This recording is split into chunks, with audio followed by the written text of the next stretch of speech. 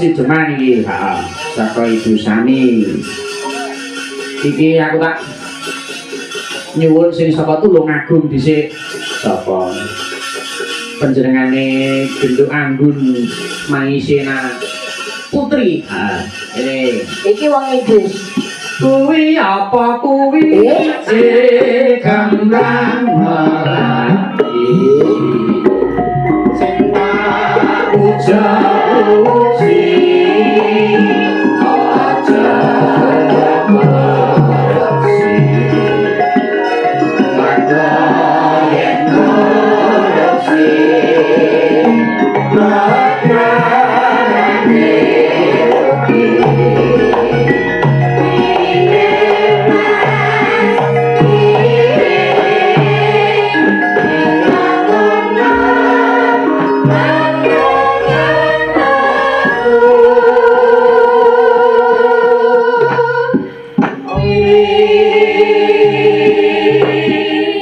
maka Genduk Anggun lu tak nyuwun bawani berbiyen Genduk. Nggih. Kangge merasakan suasana. Asmane sinten iki?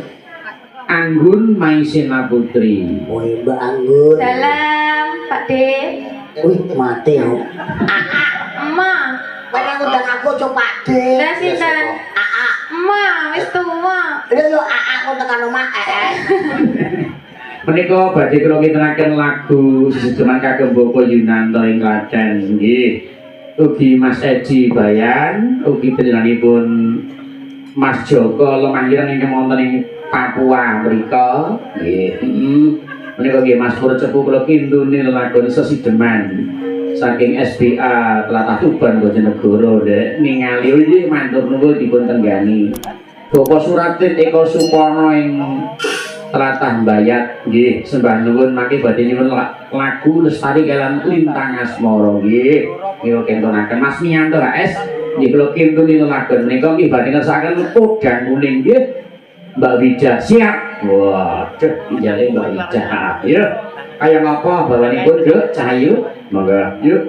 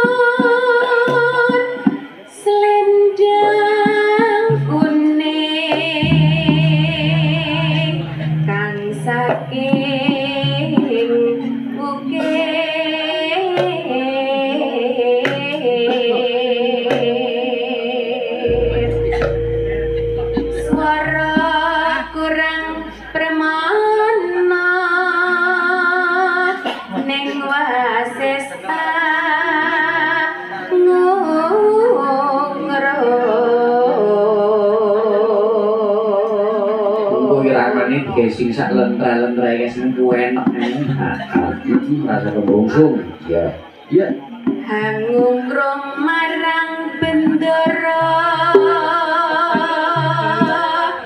ya sules ya pijer ngincangake hale